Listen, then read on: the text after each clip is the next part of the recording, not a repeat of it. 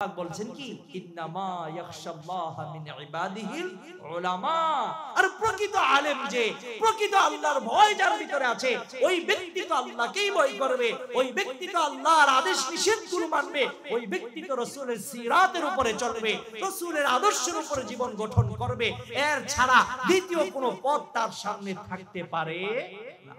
হ্যাঁ, এখন দেখবেন পাগড়িওয়ালা, পাঞ্জাবিওয়ালা, টুপিওয়ালা, আলখাল্লাওয়ালা অনেক বড় আলেম মনে হয়, নিজেকে নিজে ঘোষণা দেয় আমি বিশাল আলেম, নিজেকে ঘোষণা দেয় আমি অমুক এক বড় আলখাল্লা, এভাবে ঘোষণা দিচ্ছে, কিন্তু তার ভিতরে ইলম নেই, আমল নেই। এই মানুষগুলোর ধোঁকায় পড়ে অনেক সাধারণ মানুষ, তারা বিপদগামী হয়ে যাচ্ছে। ঠিক না বেঠিক? তাদেরকে চিহ্নিত করতে পারবেন তখনই যখন আপনার সন্তানকে বা আপনি আপনার ভাইকে, আপনার নাতিকে আপনি যখন আলেম বানাবেন, তখন সেই আপনার সামনে বলবে যে বাবা, দাদা, ভাই, ওই অমুক ব্যক্তি যে নিজেকে আলেম বলে নিজেকে প্রমাণ করতে চাচ্ছে, আসলে সে আলেম না, সে ধোঁকাবাজ, সে মানুষের ঈমান নিয়ে সিনেমিনি খেলছে, সে মানুষকে ধ্বংসের পথে আহ্বান করছে। সুতরাং তাদের পথে যাওয়া যাবে না, তার পিছনে ঘোরা যাবে না, তার সঙ্গ দেওয়া যাবে না, এর থেকে ৬০ হাত দূরে থাকতে হবে। যদি আপনি আমি এই সতর্কবাণী শুনতে চাই, তাহলে আপনার আমার সন্তানদেরকে কোথায় পড়াতে হবে? মাদ্রাসায়। পারবো তো ভাই? ইনশাআল্লাহ। আল্লাহ কবুল করুন, বলেন আমিন। কিন্তু সেই ওয়ারিশ কিসের? সম্পত্তি, টাকা পয়সা, ছেলে মেয়েদের না।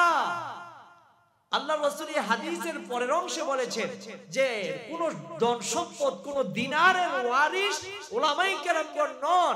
উলামায়ে কেরামগণ হচ্ছে আল্লাহ প্রদত্ত যে ওহী নবী রাসূলগণ পেয়েছেন, সেই ইলমের ওয়ারিশ, উত্তরাধিকারী হচ্ছে উলামায়ে কেরামগণ। সুবহানাল্লাহ। এই মাদ্রাসার মধ্যে কি শিখানো হয়?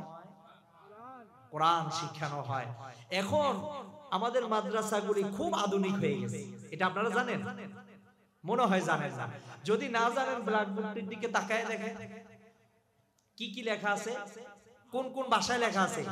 আরবি, বাংলা, ইংলিশ। আরো কিছু লাগবো? কয় লাগবো? এটা কোন ধরনের কথা বললেন? সারা পৃথিবীর মধ্যে কি ভাষাই ৩ প্রকার, নাকি আরো হাজার হাজার ভাষা আছে? কিন্তু আপনারা আরেকটু আনন্দিত হবে যদি আপনারা এই মাদ্রাসার পাশে থাকেন। থাকতে রাজি আছি? কে কে রাজি? হাত উঠায় দেখাই। ওই যে অনেকে উঠায় নাই, তার মানে আপনারা কালকে লাঠি বেন্দা লয়ে দাঁড়াবেন বিরুদ্ধে। হ্যাঁ, সবাই আসি তো আমরা মাদ্রাসার পাশে। আল্লাহ কবুল করুন, বলেন আমিন। যদি এই মাদ্রাসার ক্লাসগুলো হাঁটি হাঁটি পা পা করে আরেকটু আগায়, এখন আছে কোন পর্যন্ত? 3, 4, 5। এই 4, 5 যখন শুরু হয়ে যাবে, তখন দেখবেন এর সাথে আরেকটা ভাষা যোগ হবে, সেটার নাম উর্দু ভাষা। কি ভাষা? এ ভারত উপমহাদেশের ভিতরে যারা দ্বীন ইসলামের কাজ করার জন্য এই দেশে এসেছেন, যে বুজুর্গানে কেরামগণ এই দেশের ভিতরে দ্বীন প্রচার করেছেন, তাদের অধিকাংশই হচ্ছে উর্দু ভাষী এবং ফার্সি ভাষী। ঠিক না বেঠিক আমার বন্ধুগণ? সুতরাং এই মাদ্রাসা যখন আস্তে আস্তে বড় হবে, তখন দেখবেন এখানে আরো উর্দু ভাষা শেখানো হবে, ফার্সি ভাষা শেখানো হবে, আর সামনে দেখবেন এই 3টা ব্ল্যাকবোর্ড হবে না, তখন উর্দু আর ফার্সি যদি হয়ে যায়, তাহলে এর সাথে আরো 2টা যোগ হবে। টোটাল কয়টা হবে? আপনারা কি চান 5টা ব্ল্যাকবোর্ড এখানে দাঁড়ানো হোক? যদি চান, তাহলে একটু আগে হুজুররা আপনাদের কাছে কালেকশন করছেন। কি কালেকশন? ছাত্র। কি আওয়াজ দা কয় না? কি কালেকশন করছেন? তাহলে ওটার জিম্মাদারি আমার না, আমার কাছে আরেকটা জিম্মাদারি আছে। আপনারা আছেন তো আমার পাশে? তাহলে আমি যদি আপনাদেরকে সাথে নিয়ে সেই জিম্মাদারিটা আদায় করতে চাই, আপনারা আদায় করবেন তো ভাই? আল্লাহ পাক আপনাদেরকে কবুল করুন, বলেন আমিন। এই মাদ্রাসাকে কবুল করুন, বলেন আমিন। এই কবরবাসী যারা শুয়ে আছেন, তাদেরকে আল্লাহ মাফ করে দেন, বলেন আমিন। যারা এই মাহফিলের আয়োজক, আল্লাহ পাক তাদেরকে এবং তাদের ওয়ারিশকে কিয়ামত পর্যন্ত এই মাহফিল বলবৎ রাখা এবং এই মাদ্রাসা চালিয়ে রাখার তৌফিক দান করুন, বলেন আমিন। আমার বন্ধুগণ, আমি কি আর ওয়াজ করব আপনাদের কাছে? রাত্র বাজে কয়টা? 10:30 বেজে গেছে। তো এটা মাহফিলের পুরো একটা সময়, যে 10টা 10:30, এটা তো মাহফিলের পূর্ণ একটা যৌবন বললেই চলে। তারপরেও আমি আপনাদের সামনে কোরআন সুন্নাহ থেকে কিছু আলোচনা করার চেষ্টা করব। আল্লাহ রাব্বুল আলামিন যদি আমাকে তৌফিক দান করেন, ওয়া মা তাওফীকি ইল্লা বিল্লাহ। সম্মানিত হাজিরিন, আমরা এই যে বললাম একটু আগে যে আপনারা ছাত্র, আমি হয়ে গেলাম কি শিক্ষক। তা আমি শিক্ষক হিসেবে ছাত্রদের কাছে একটা প্রশ্ন করতে চাই। প্রশ্নটা হচ্ছে, এই দুনিয়ার মধ্যে আমরা শান্তি চাই কি চাই না? আওয়াজ দা বলেন, কেমন চান? অল্প চান না বেশি চান? তাহলে আপনাদের কাছে আবার প্রশ্ন, আমরা সবাই শান্তি চাই, শান্তির পিছনে সবাই ঘুরতেছি, ঠিক না বেটি? শান্তির পিছনে আমরা দৌড়াচ্ছি, কিন্তু শান্তি পাচ্ছি না কেন? প্রশ্ন আমার, শান্তি চাই আমরা সবাই, এক নাম্বার প্রশ্ন। দুই নাম্বার প্রশ্ন হচ্ছে যে শান্তি তো চাই, শান্তির পিছনে তো ঘুরতেছি, কিন্তু শান্তি তো খুঁজে পাচ্ছি না। এই দুইটা প্রশ্নের উত্তর আমি আপনাদেরকে দিতে চাই, একটু খেয়াল করুন। শান্তি এই দুনিয়ার মধ্যে শুধু মানুষ চায় তা নয়, দুনিয়ার পশু পাখি যত মাখলুক আছে, প্রতিটা মাখলুক দুনিয়ার মধ্যে কি চায়? শান্তি চায়। আমরা আল্লাহ রাসূল সাল্লাল্লাহু আলাইহি সাল্লামের একটা হাদিস শুনেছি। আল্লাহ রাসূল বলেছেন যে তোমরা যে বিষয়ে চেষ্টা করবে সে বিষয়ে পরিপূর্ণভাবে পাও বা না পাও, কিছু হলেও পাবা। মান জাদ্দা ওয়াজাদা, যে চেষ্টা করে সে পায়। তা আমি আপনি শান্তি চাচ্ছি, শান্তির পিছনে সকাল থেকে সন্ধ্যা, সন্ধ্যা থেকে সকাল পর্যন্ত দৌড়াচ্ছি, কিন্তু সেই শান্তি আমাদের কাছে আসছে না, সেই শান্তি আমাদেরকে ধরা দিচ্ছে না। এটা কেন? এই কেনর উত্তর হচ্ছে, আমি একটা উপমা দিয়ে বুঝাতে চাই। আপনারা যারা এখানে আছেন, আপনাদের প্রয়োজন বিদ্যুৎ। কি প্রয়োজন? বিদ্যুৎ। এখন আপনি গেলেন পানি সম্পদ অধিদপ্তরের মধ্যে, তাহলে কি আপনি বিদ্যুৎ পাবেন? বিদ্যুতের কোনো পরামর্শ সেখানে পাবেন? আপনার প্রয়োজন পানি, আপনি গেলেন টেলিকম সেন্টারে, টেলিফোনের সেন্টারে গেলেন আপনি, তাহলে কি আপনি ফোন খুঁজে পাবেন?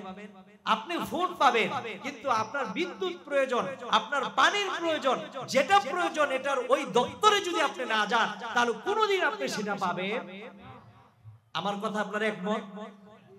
তাহলে আমরা তো শান্তি খুঁজতেছি, তাহলে শান্তি পাই না কেন? ঠিক আপনার পানির প্রয়োজন, আপনি বিদ্যুৎ অফিসে ঘুরলে যেও দশা, আমি আপনি শান্তি যেখানে আছে সেখানে যদি আমরা না যাই, তাহলে কোনদিন আমরা শান্তি খুঁজে পাবো? আমার বন্ধুগণ, এই দুনিয়ার মানুষগুলি প্রত্যেকেই চায় আমার যদি মনের ভিতরে শান্তি থাকতো, তাহলে আমি রাতের বেলা খুব আরামে ঘুমাইতাম।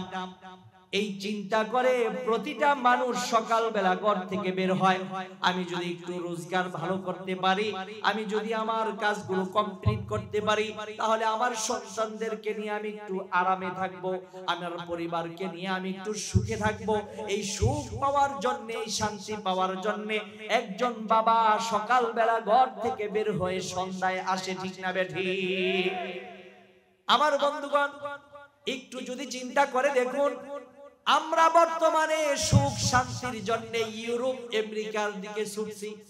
যারা রাষ্ট্র পরিচালনা করে তারা ইউরোপ আমেরিকার দিকে তাকিয়ে রাষ্ট্র পরিচালনা করার জন্য তারা সর্বপ্রকারের ব্যবস্থা গ্রহণ করছে। এই দুনিয়ার যত রাজা বাদশা আছে সকলে এখন ইউরোপ আমেরিকার দিকে তাকিয়ে তারা রাষ্ট্র চালাচ্ছে। তারা প্রতিটা সেক্টরের ভিতরে সর্বদিক দিয়ে আমেরিকার নীতি অনুযায়ী, ইউরোপের নীতি অনুযায়ী তারা রাষ্ট্র পরিচালনা করে এই দেশের ভিতরে শান্তি আনার অনেক চেষ্টা চালাচ্ছে, ঠিক না বেঠিক? কিন্তু আমার একটা প্রশ্ন হচ্ছে, ইউরোপ আমেরিকার যে কাফের রাষ্ট্রগুলো আছে, এই কাফের রাষ্ট্রদের থেকে আমরা কি আদর্শ পাবো? তাদের থেকে আমরা কি শান্তি খুঁজে পাবো? তাদের নীতি যদি আমাদের দেশে বাস্তবায়ন করি, তাহলে এই দেশের ভিতরে কিভাবে শান্তি আসবে? আর শান্তির জায়গা তো সেটা না, শান্তির জায়গা তো এই কোরআন, ঠিক না বেটি? এই কোরআনের দিকে যতদিন পর্যন্ত আমরা না আসতে পারবো, ততদিন পর্যন্ত একটা ব্যক্তি জীবন, পারিবারিক জীবন, সামাজিক জীবন এবং রাষ্ট্রীয় জীবনের ভিতরে কোনোদিন কি আসবে না? আওয়াজ দা বলেন, শান্তি আসবে না।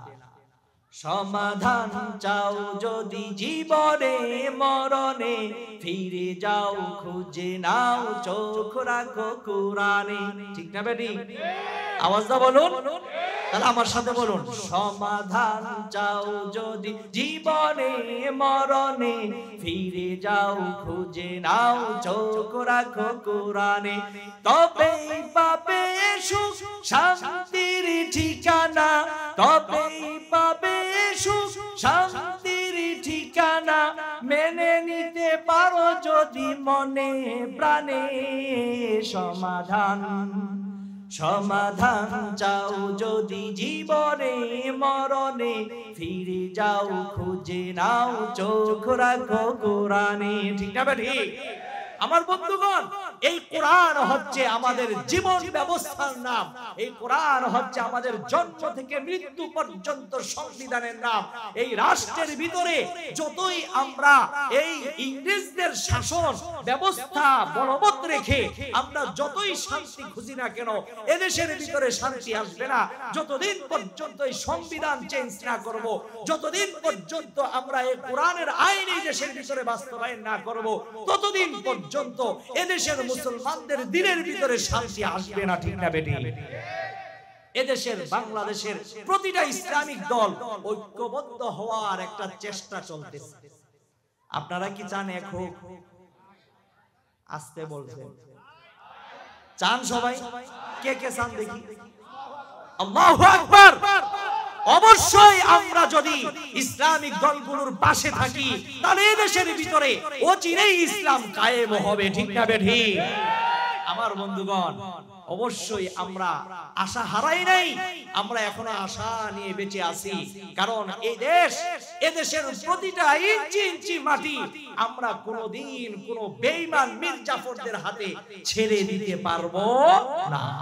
আমার বন্ধুগণ, এজন্য আপনাদের সজাগ দৃষ্টি রাখতে হবে। যখন নির্বাচন আসবে, ভোটের সময় আসবে, তখন হিসাব নিকাশ করে কি দিতে হবে? সিল সাপ্টার মারতে হবে। ওই সময় যাই যেন এই কথা মনে মনে না আসে, হ্যাঁ ইসলামিক দলের ভোটটা দিলে যদি এটা আমার কি হয়ে যায়, একেবারে নষ্ট হয়ে যায়, তাহলে তো সব শেষ। সুতরাং একে ভোটটা না দিয়া ভোটটা আমি অমুক মার্কা তমুক মার্কায় দিয়ে দিই। যদি আপনি ভোট দেওয়ার ক্ষেত্রে ওখানে কি আপনার সিদ্ধান্ত চেঞ্জ করে ফেলেন, তাহলে আপনি মুনাফিকি করলেন, আপনি মির্জাফরগিরি করলেন। ঠিক না বেটি? ময়দানের ভিতরে মাঠ চিল্লায়া ফাল্লায়া আমরা বলবো যে আমরা ইসলামিক দলের সাথে আছি, ইসলামিক দলের সাথে আছি, আর ভোট দেওয়ার সময় গিয়ে আমি মার্কা চেঞ্জ করে ফেললাম। আমার চেয়ে বড় গাদ্দার দুনিয়ায় আর কেউ হতে পারে? আমার বন্ধুগণ, আল্লাহ রাব্বুল আলামিন যেহেতু মনের সাথে আমাদের কানেকশন যদি তৈরি করতে পারি, আল্লাহ পাক সেই দিলের ভিতরে শান্তি দান করবেন। আর এই শান্তি এমনিতে আসবে না, এই শান্তি আসবে যদি আমি আপনি সঠিক একজন মানুষ হইতে পারি, আমি আপনি যদি খাঁটি একজন মানুষ হইতে পারি। মানুষ যাকে মানুষ বলা হয়, ওই মানুষ যদি হতে পারে। আমরা মনে করতেছি একটা মানুষের দুটা হাত, দুটা পা, চোখ, মুখ, মাথা, পা, বডি যদি থাকে তাকে মানুষ বলে। এটাকে বাহ্যিক মানুষ বলবে। আভ্যন্তরীণ মানুষ হতে গেলে আমাদের সিরাত লাগবে এবং মানবতা লাগবে। ঠিক না বেটি? সিরাত আর মানবতা যদি আপনার আমার ভিতরে না থাকে, তাহলে কোনোদিন আমরা প্রকৃত মানুষ হতে পারবো না। আমার বন্ধুগণ, আপনারা একটু খেয়াল করুন, যদি আমার মনের অবস্থা হয় একরকম আর বাহ্যিক অবস্থা হয় আরেক রকম, তাহলে এই মানুষটাকে কোরআনের ভাষায় বলা হয় মুনাফিক। কি বলা হয়? একটু চিন্তা করে দেখুন। আসলে প্রকৃত মানুষ যদি হতে পারি, এদেশের ভিতরে শান্তি আসবে, আমাদের দিনের ভিতরে শান্তি আসবে, সমাজের ভিতরে শান্তি আসবে, পরিবারের ভিতরে শান্তি আসবে। আসবে কি আসবে না? কিন্তু আপনারা একটু সুন্দর করে বুঝুন মুনাফিক কি জিনিস। দেখুন, আপনার যতগুলি ফুল আছে, এই ফুল থেকে মধু আহরণ করে, বা ফুলের মধ্যে দেখবেন দুই ধরনের পোকা সবচেয়ে বেশি আসে। কয় ধরনের পোকা? একটা হচ্ছে মৌমাছি, আর একটা হচ্ছে বিমরুল। চিনেন? তো মৌমাছি আর বিমরুল ফুলের মধ্যে আসে, আসার পরে বিমরুলও সেই ফুলের মধু আহরণ করে, মৌমাছিও সেই ফুলের মধু কি করে? আহরণ করার পরে বিমরুলের পেটের ভিতরে যাওয়ার পরে ওই ফুলের মধু এটা হয়ে যায় বিষ, যার কারণে বিমরুল মানুষকে কামড় দিলে ওই ব্যক্তি অনেক সময় মারাও যায়। ঠিক না বেঠিক? কিছুদিন আগে একই পরিবারের আলেম মানুষ, একই পরিবারের 3 জন মারা গেল না বিমরুলের কামড়ে? শুনছেন আপনারা এই সংবাদ? ফেসবুক ইউটিউবের ভিতরে এটা নিয়ে তো বিশাল সংবাদ হয়েছে। তো দেখুন, বিমরুল আর মৌমাছি, বিমরুল আর মৌমাছি একই ফুলের মধু খাইলো, খাওয়ার পরে বিমরুলের পেটে যাওয়ার পর হয়ে গেল বিষ, আর মৌমাছির ভিতরে যাওয়ার পরে আল্লাহ রাব্বুল আলামিন কুদরতি ভাবে বানায় দিলেন মধু। সুবহানাল্লাহ। আর সেই মধু যদি আমরা পান করি, তাহলে সেই মধু পান করার দ্বারা আমাদের অনেক রোগ থেকে আমরা সুস্থতা পাই। বলেন না সুবহানাল্লাহ। ইয়াখরুজু মিন বুতুনিহা শারাবুম মুখতালিফুন আলওয়ানু ফীহি শিফাউল লিন্নাস। আমার আল্লাহ বলেন, মৌমাছির পেট থেকে যেই মধু বের হয়, এই মধু যদি কোনো মানুষ পান করে, ওই মানুষের জন্য আমি সেই মৌমাছির মধুর ভিতরে শিফা রেখে দিয়েছি, সুস্থতা রেখে দিয়েছি, আরোগ্যতা রেখে দিয়েছি। আমি আল্লাহ তার শরীরের ভিতরে শক্তি সঞ্চারের ঔষধ রেখে দিয়েছি। সুবহানাল্লাহ। আমার বন্ধুগণ, এই সমাজের ভিতরে চলতে গেলে দেখবেন আপনার আমার মতো চেহারা বিশিষ্ট, 2টা হাত বিশিষ্ট, 2টা পা বিশিষ্ট মানুষ একসাথেই চলতেছি। তাকেও বাহ্যিকভাবে দেখলে মনে হয় মানুষ, আমাকেও দেখলে মনে হবে মানুষ, কিন্তু তার ভিতরটা মুনাফিকি নেফাকে ভরপুর। আর একজন মানুষ, সঠিক যেই মানুষ, ওই মানুষটার ভিতর বাহির সব মিলেই মানুষ, ওই মানুষটার ভিতর বাহির মিলে মানুষ হইল। এই জন্য কারণ তার ভিতরে 2টা গুণ আছে। 1 নাম্বার হচ্ছে তার মধ্যে সিরাত আছে, 2 নাম্বার হচ্ছে তার ভিতরে মানবতা আছে। ঠিক না বেঠিক? এই প্রকৃত মানুষ যদি আমরা সমাজের ভিতরে দেখতে চাই, তাহলে প্রকৃত ভালো মানুষের জন্য 2টা শর্ত। কয়টা শর্ত? আওয়াজ দা বলেন, একটু জোরে বলেন না। 2টা শর্ত। আর এই 2টা শর্ত বোঝার আগে আমাদের অবশ্যই এই কথাটা মনে রাখতে হবে যে কোরআন সুন্নাহ আমাদের বুঝে শুনে পড়তে হবে, এরপরে আমল করতে হবে। কথাটা ভালো করে বুঝেন। কোরআন সুন্নাহ পড়তে হবে এবং কি বুঝতে হবে, পাশাপাশি আমল করতে হবে। কয়টা কাজ? আওয়াজটা বলেন। কোরআন বিশুদ্ধভাবে পড়তে হবে, আবার কি বুঝতে হবে, আবার কি আমল করতে হবে। এগুলো শিক্ষা দেওয়া হয় কোথায়? আওয়াজটা বলেন, আওয়াজটা বলেন। এবং এই শিক্ষার পর বুঝাও, মানে বুঝানো হয়, শিখানো হয়, তাকে ব্যাখ্যা করে শিখিয়ে দেওয়া হয়, সেটাও কোথায়? আওয়াজটা বলেন। আমল কিভাবে করতে হবে এটাও শিখানো হয় কোথায়? আপনারা কল্পনাও করতে পারবেন না, এই কনকনে শীতের ভিতরে আপনারা এই মাহফিলের মধ্যে বসছেন, আপনাদের কষ্ট হইতেছে, কিন্তু এই মাদ্রাসাগুলোর ভিতরে যারা হেফজখানায় পড়ে, এই বাচ্চাগুলো শেষ রাত্রে, এখন বর্তমানে ফজর পড়ি 6টা বাজে, ঠিক না বেটি? 6টায় ফজর পড়তেছি, কিন্তু এই সন্তানগুলো উঠে যায় 4টা, 4:30টায়। ফজরের নামাজের 1-1.5 ঘন্টা আগে তারা উঠে তাহাজ্জুদ নামাজ পড়ে, এরপরে কোরআন তেলাওয়াত করে। আরে মাদ্রাসার এই ছোট ছোট 7 বছর 8 বছর বাচ্চার উপরে তো নামাজ পড়া ফরজ না, ওই ব্যক্তিটা, ওই সন্তানটা আবার তাহাজ্জুদের নামাজ পড়তেছে। আরে আমার ভাইয়েরা, আপনি যদি আপনার এই সন্তানকে মাদ্রাসায় দিয়ে থাকেন, ওই সন্তানটা যে একটা রুকু দিল, একটা সিজদা দিল, একবার তাসবিহ পাঠ করলো, কোরআনের একটা অক্ষর পাঠ করলো, তার আমলনামা তো এখনো খোলা হয় নাই, তার আমলনামাতে এখনো লেখা শুরু হয় নাই, কিন্তু এই আমলগুলো কোথায় যাবে কেউ জানেন? কেউ বলতে পারবে? বলেন, কার কাছে যাবে? সকলে বলেন মারহাবা। আমার এই ক্লাসের ভিতরে ভালো একজন ছাত্র পেয়ে গেলাম, যে আমরা জানি নাবালেগ সন্তান কোন নেক আমল করলে ওই নেক আমলের সওয়াবগুলি তার বাবা মা এবং যার উসিলায় সে লেখাপড়া করছে তার আমলনামায় লিখে দেওয়া হয়। সুবহানাল্লাহ। তাহলে এই মাদ্রাসায় ছাত্র দিবেন না নিবেন? আওয়াজটা বলেন।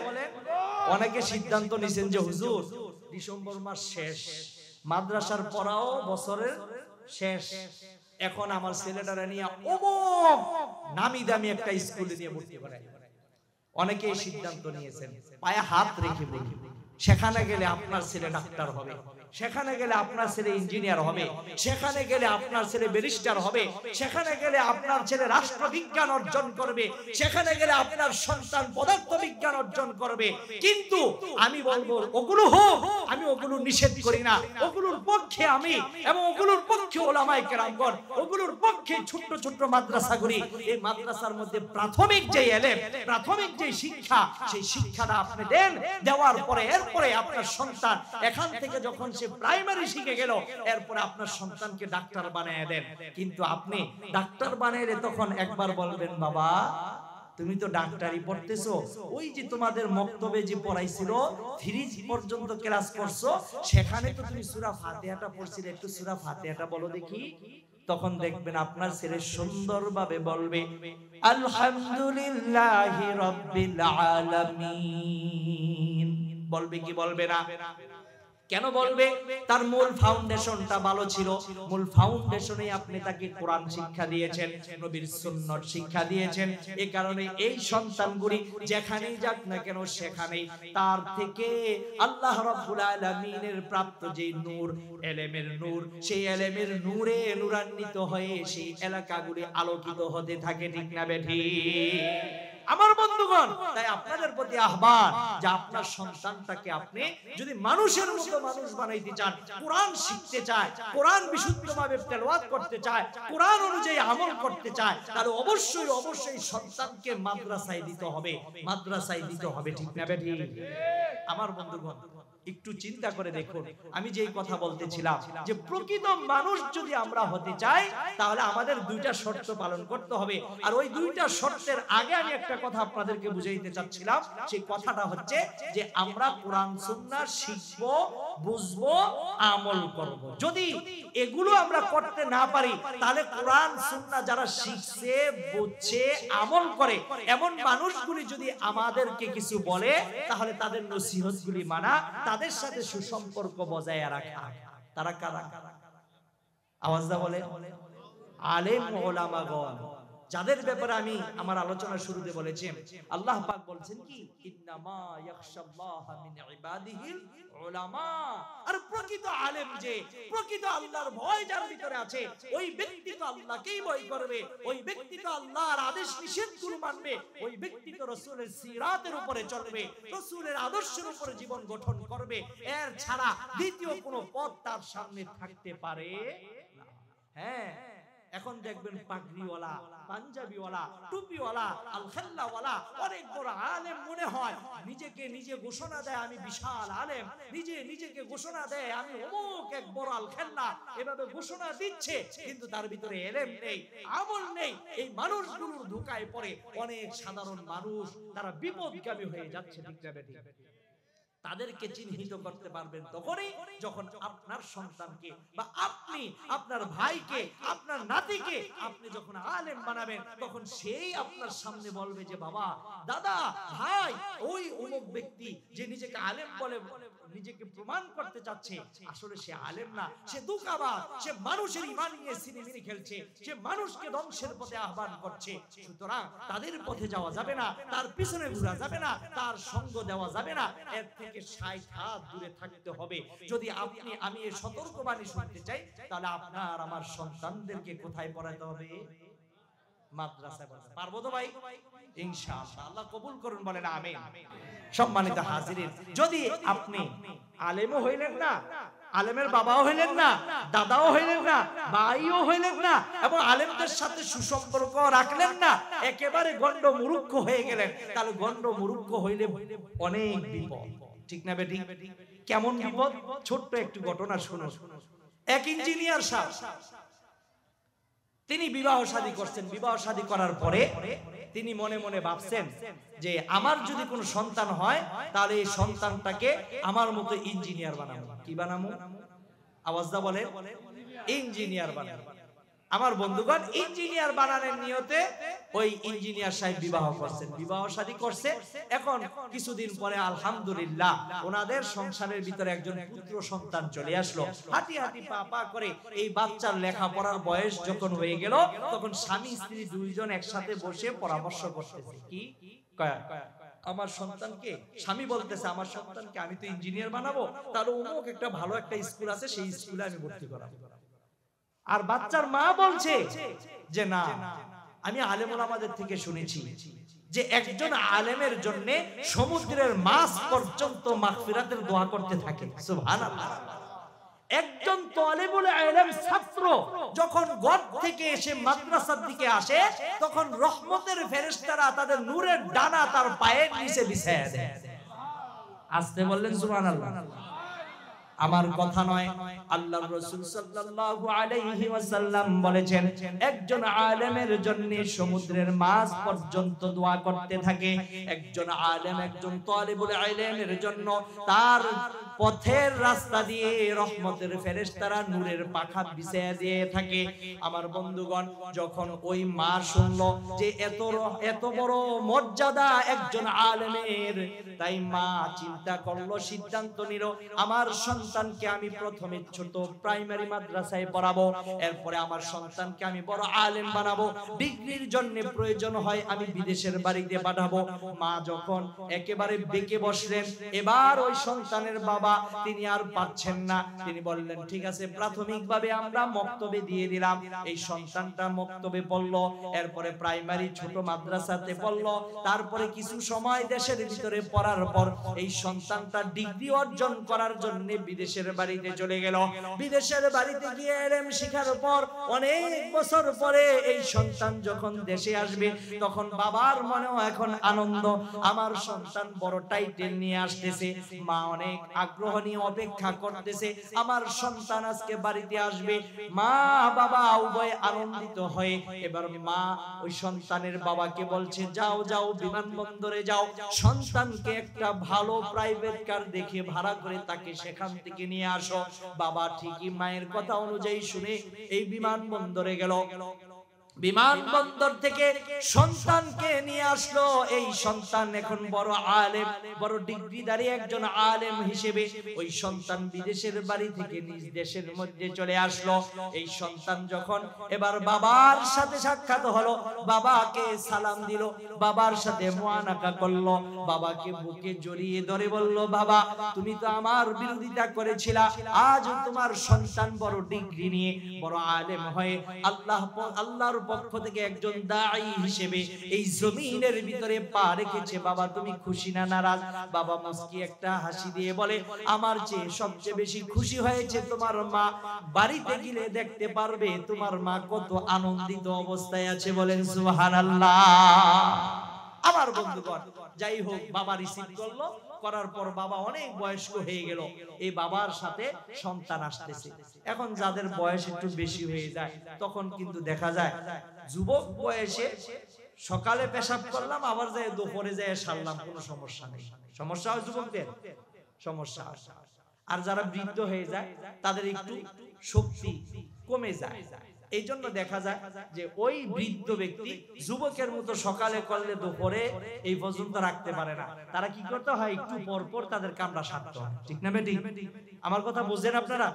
তো ওই বাবা তো বৃদ্ধ, এখন গাড়ি দিয়ে যাচ্ছে লং ড্রাইভ, লম্বা সময় গাড়ির ভিতরে। এখন যাচ্ছেন তো যাচ্ছেন, একটু পরে বলতেছে বাবা আমার তো 1 নাম্বার সারতে হবে। কয় নাম্বার? 1 নাম্বার তো আর বুঝবেন না। অনেকে বলেন হুজুর মিরপুর 1 নাম্বার, উত্তর 1 নাম্বার। যারা মাদ্রাসায় পড়ে আলহামদুলিল্লাহ এরা দাঁড়ায় এমনি দেখায়, হুজুরে শিখায় দেয় প্রথম দিন এই ছোটটা করতে গেলে এইভাবে দেখাইবা, আর যদি বড়টা করে আমি ওই 1 নাম্বার 2 নাম্বারের কথা বলতেছি। এখন বাবা বলতেছে যে বাবা একটু গাড়িটা থামাও না, আমি তো 1 নাম্বারটা ছোটটা সারা। এখন গাড়ি থামাইছে, থামানোর পর রাস্তার পাশে আর কই যাইব, তো রাস্তার পাশে বাবা নেমে গেছে। এবার বাবা পেশাব করতে বসছেন। মাশাআল্লাহ, বাবা তো আর দ্বীনি জ্ঞান রাখেন না। আমরা জানি এখানে মক্তবের ছোট ছোট বাচ্চারা, তাদেরকে যদি আপনারা বলেন যে এই মক্তবের বাচ্চা তুমি বলো তো দেখি কয় দিকে ফিরিয়া ইস্তেঞ্জা করা নিষেধ, ওই বাচ্চাটা সুন্দরভাবে বলে দিবে কয় দিকে ফিরিয়া। বলেন চারদিকে ফিরিয়া ইস্তেঞ্জা করা নিষেধ, কিবলার দিকে মুখ করিয়া। কিবলা কোনটা এখানে? এদিকে না? তাহলে আপনাদের অনুযায়ী কিবলার দিকে মুখ করিয়া, আমি অনুযায়ী কিবলার দিকে পিঠ করিয়া। এই দুই ভাবে কিবলার দিকে পেশাব করা কি যায় না। এই জন্য আপনারা দেখবেন যখন বাড়িতে টয়লেট বানান, মুসলমানের সন্তান যদি হয়ে থাকেন, তাহলে আপনি আপনার টয়লেটটা যে বানাইলেন, টয়লেটে বসলে আপনি হয়তো উত্তর দিকে নালে দক্ষিণ দিকে মুখ দিয়ে বসতেছেন, কিন্তু আপনি আমি কিবলার দিকে মুখ করে কিবলার দিকে পিঠ করে বসা হয়। এই অবস্থায় এমন কোন পরিবেশ আমরা টয়লেটের করি না। আমার বন্ধুগণ, যদি কেউ করে ফেলে তারপরে গিয়ে আরেকজন বলবে এই টয়লেট তাড়াতাড়ি বাড়ে কেন? কিবলার দিকে মুখ করেও পেশাব করা যাবে না, কিবলার দিকে পিঠ দিয়েও পেশাব করা যাবে না। সুতরাং এই টয়লেট হয় নাই, এটারে ভাঙ্গা সুন্দর করে আবার উত্তর দক্ষিণ করে কমেটটা বসা। ঠিক না বেটি? আমার বন্ধুগণ, ওই যে বৃদ্ধ বাবা, তার তো এই পশ্চিমের জ্ঞানই নাই, কয় দিকে ফিরে ইস্তেঞ্জা করতে হয় সেই জ্ঞানই তার ভিতরে নেই। সে মূর্খ, হতে পারে ইঞ্জিনিয়ার, কিন্তু দ্বীনি জ্ঞান যদি বিন্দু পরিমাণ না থাকে, তাকে কোরআনী ভাষা অনুযায়ী জাহেল বলে। কি বলে? জাহেল বলে। আল্লাহ রাব্বুল আলামিন কোরআনের মধ্যে বলেছেন ওয়া আ'রিদ আনিল জাহিলিন, যারা নাকি দ্বীনের বুঝ রাখে না, যারা নাকি জ্ঞানী মানুষের সাথে বাক বিতণ্ডায় লিপ্ত হয়ে যায়, তাহলে তার থেকে মুখ ফিরিয়ে নাও। এই জাহেলের সাথে কথা বললে তোমার জাহেল কোয়ালিটি হতে হবে। ঠিক না বেটি? আমার বন্ধুগণ, যাই হোক, ওই বাবা তিনি কোন দিকে না পাইয়া তিনি কিবলার দিকে মুখ করে পেশাব করতে বসে। সন্তান গাড়ির থেকে তাকায় বল দেখতেছে যে বাবা কোথায় বসলো, তাকায় দেখতেছে তিনি পশ্চিম দিকে মুখ করে পেশাব করতে বসে। সন্তান তো গাড়ি থেকে তাড়াতাড়ি নামিয়া বলতেছে বাবা দাঁড়ান দাঁড়ান দাঁড়ান, আপনি এই কামটা করতেছেন, আপনি কিবলার দিকে মুখ করে পেশাব করতেছেন, এটা তো নিষেধ। একথা বলার সাথে সাথে বাবা একটু থামাইছে। থামানোর পরে বাবা মনে করছে যাক কিবলার দিকে মুখ করে যেহেতু করা যাবে না, উল্টা পুরা ঘুরাইয়া দেই, কিবলার দিকে পিঠ দিয়া পূব দিকে শুরু করে দেই। তিনি সাথে সাথে ওখানে ঘুরে কিবলার দিকে পিঠ দিয়ে পূর্ব দিকে মুখ করে তিনি পেশাব আবার করা শুরু করলেন। এবার বলতেছেন বাবা আপনার এটাও তো হচ্ছে না, বাবা আপনি এইদিকে মুখ করে করতেছেন, এটাও করা যাবে না, কিবলা পিছন নিয়ে পড়ে যাচ্ছে, কিবলাকে পিছনে নিয়ে পেশাব করাও কি যাবে না। আমার বন্ধুগণ, যখন বাবাকে এখানেও থামানো হইল, তখন বাবা ভাবতেছে কোন দিকে যাব, তখন তিনি বাম দিকে ঘুরলেন, বাম দিকে ঘুরে তিনি দক্ষিণ দিকে মুখ করে পেশাব শুরু করছেন। আর আল্লাহর কি কারিশমা যে ওই সময় দক্ষিণ থেকে প্রবল বাতাস আসছে। প্রবল বাতাসের দিকে মুখ করে পেশাব করলে ওই পেশাব কি সামনে যাইব না সব গায়ে আইব? আওয়াজটা বলেন। এটাও ইসলাম নিষেধ করছে, প্রবল বাতাসের দিকে মুখ করে পেশাব করা কি নিষেধ। কিন্তু সেই বাবা তো এইদিকে মুখ করে আবার শুরু করছে প্রচন্ড বাতাসের দিকে। এবারও বা সন্তান বলতেছে বাবা আপনি ওইদিকে মুখ করে আর পেশাব করেন না, আপনি ওই উত্তর দিকে একটু মুখ করে পেশাব করেন, ওইদিকে কোনো বাতাস নাই, ওইদিকে আপনি করতে পারবেন, ইসলাম এটা জায়েজ রেখেছে। বাবা এই দিক থেকে আবার যখন উত্তর দিকে ঘুরলেন, এবার ঘুরিয়া বাবা কোথাইতাছেন কোথাইতাছেন, পেশাব শেষ, পেশাব আরাম। কয় দিকে করছেন? কয় দিকে করলেন? তিন দিকে করছেন, চার দিকে চতুর্থ দিকে মুখ দিছেন, কিন্তু এখন আর পেশাব নাই, তিন দিকে করে পেশাব শেষ। এবার সন্তান বাবাকে বলে বাবা, ও বাবা তুমি কি রাগ করেছো আমার কথায়? আজকে যদি তুমি জানতা কয় দিকে মুখ করে ইস্তেঞ্জা করা নিষেধ, তাহলে আমি সন্তানের কথা অনুযায়ী তোমার এই চার দিকে পেশাব করা লাগে না। বাবা মনে মনে কষ্ট পেয়েছেন, বাবা মনে মনে রাগ, এই রাগ নিয়ে গাড়ির মধ্যে উঠলেন, বাড়িতে গেলেন। বাবা যখন গাড়ি থেকে নেমে গেলেন, সন্তানও পিছনে পিছনে আসতেছে। বাবা একটু আগে মনটা খারাপ করে করে সামনের দিকে আগাচ্ছেন, আগে ভাগেই বাবা বাড়িতে চলে গেলেন। মা যখন বাড়ির মধ্যে গেটের মধ্যে দাঁড়িয়ে আছেন, এবার মা ওই সন্তানের বাবার চেহারার দিকে তাকিয়ে দেখছেন মনটা একটু খারাপ। এবার এই মা সন্তানের বাবাকে বলছে আপনার সন্তান অনেকদিন পরে দেশে আসলো, এত বড় আলেম হয়ে দেশে আসলো, তুমি কি খুশি না? তোমার মনটা কেন বেড়া? এবার বাবা বলতেছে যে আমাকে প্রশ্ন করো, তোমার সন্তান আসতেছে, তোমার সন্তান আজকে যা করছে, কি করছে?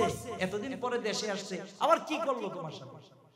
তোমার সন্তান আমার একবারের পেশাব 4 বার করাইছে। কয়বার?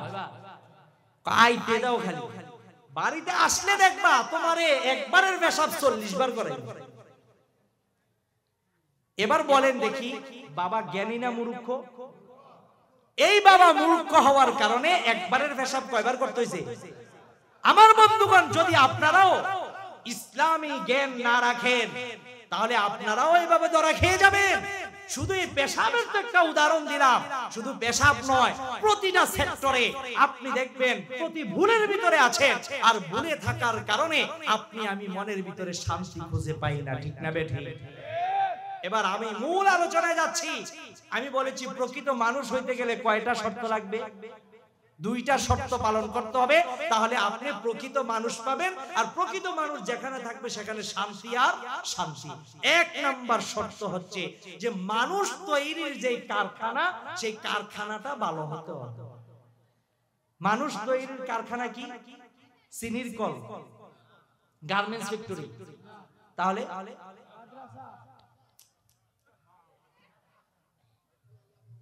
মানুষ কিভাবে আসে? মানুষের ধাইস কোনটা? মায়ের পেট। তাহলে মা জাতি যদি ভালো হয়, মানুষটাও কি হইব? ভালো করে বুঝেন। আমি যেই আলোচনায় আসছি, এবার অনেকে মন খারাপ করবে। আপনি মন খারাপ করলে আমার কিছু যায় আসে না। আমরা যে শান্তির পিছনে দৌড়াচ্ছি, যে শান্তি আমরা খুঁজে পাচ্ছি না, এই শান্তি কেন পাই না? শান্তি পাইতে গেলে ভালো মানুষের প্রয়োজন। আর ভালো মানুষ যদি হতে হয় তাহলে 2টা শর্ত পালন করতে হবে। এর মধ্যে 1 নাম্বার শর্ত হচ্ছে আমাদের মা জাতিদেরকে ভালো জাতি বানাইতে হবে। একজন তুমি আদর্শ মা দাও, আমি তোমাকে একজন আদর্শ সন্তান দিব। ঠিক না বেটি? আমার বন্ধুগণ, মা জাতি কখন ভালো হবে? আল্লাহ পাক কোরআনের মধ্যে বলেন, ওয়াকরনা ফি বুয়ুতিকুন্না ওয়ালা তাবাররাজনা তাবাররুজাল জাহিলিয়াতিল উলা। আমার আল্লাহ বলেন, নারী জাতিদেরকে আমি আল্লাহ সৃষ্টি করছি। এই নারী জাতি কোথায় বসবাস করবে, কোথায় অবস্থান করবে, আমি আল্লাহ নিজেই বলে দিচ্ছি। আমি আল্লাহ বলি, নারী জাতিরা ওয়াকরনা ফি বুয়ুতিকুন্না, বাইতুনের বহুবচন বুয়ুতুন। আল্লাহ পাক বলছেন নারী জাতিরা অবস্থান করবে ঘরের মধ্যে। বলেন সুবহানাল্লাহ। কোথায় বসবাস করবে? কোথায়? নারীরা ঘরের মধ্যে অবস্থান করবে। ঘরের মধ্যে থাকা, এটা হচ্ছে আল্লাহর বিধান। কার বিধান? আল্লাহ। এবার আসুন, নারীরা ঘর থেকে কি বের হতে পারবে না? অবশ্যই বের হতে পারবে। তার হাজতের জন্য সে বের হতে পারবে।